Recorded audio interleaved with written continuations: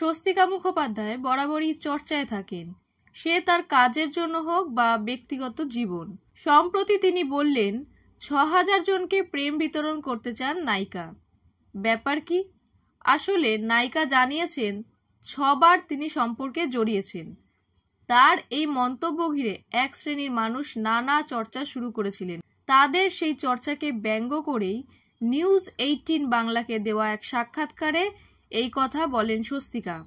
তিনি ব্যঙ্গ করেই বলেন, ৬টা নয়, আমি ৬০০টা প্রেম করেছি। আগে ভুল বলেছি। কেওড়াতলা যাওয়ার আগে আমি আরও একটা শূন্য এর সঙ্গে জুড়তে চাই। এটাই আমার জীবনের উদ্দেশ্য।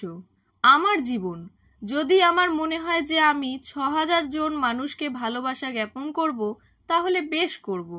আমি তো বলছি না যে আমি ৬টা লোককে মারব, খুন করব, বা তাদের সঙ্গে জালিয়াতি করব, বা তাদেরকে কাজ করিয়ে পয়সা দেব না, বা কাজ কেড়ে নেব।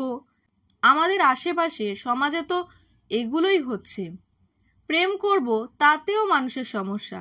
তাহলে যা হচ্ছে আশেপাশে তাই হোক। তিনি আরও বলেন, ভালোবাসাটা কেন সমস্যার হবে? অবশ্যই এটা মহিলা বলেই হয়। ছেলেরা করলে আমরা তাদের বলি হ্যাভিং আ ওয়াইল্ড লাইফ, ভীষণ দারুণ একটা জীবন। আর মেয়েরা করলে তাদের বেশ্যা বলে। মেয়েরা ৬টা প্রেম করলে বেশ্যা, ছেলেরা ৬টা প্রেম করলে লোকে বলে ভাই এলেম আছে। এই সমাজে আমরা বাস করছি। নায়িকার কথায় মানুষের যেভাবে তেড়ে এলো, কারণ ৬টা সম্পর্ক মানে বিশাল একটা ভুল করে ফেলেছি আমি। একটা হওয়া উচিত ছিল।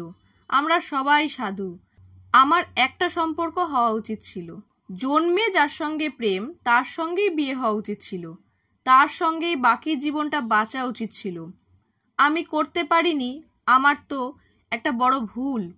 তারপর নিজের খানিক প্রশংসা করে স্বস্তিকা বলেন, আমাকে যেরম দেখতে, আমার যেরম চেহারা, আমার যেরম ব্যক্তিত্ব, তাতে আমি কেওড়াতলা স্টপেজ, কালীঘাট, তার আগে স্টপেজ পর্যন্ত আমি প্রেম করতে চাই।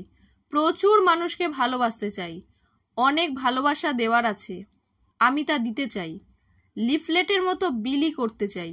করে খুবই ফুলফিলিং হয়ে আমি মরতে চাই।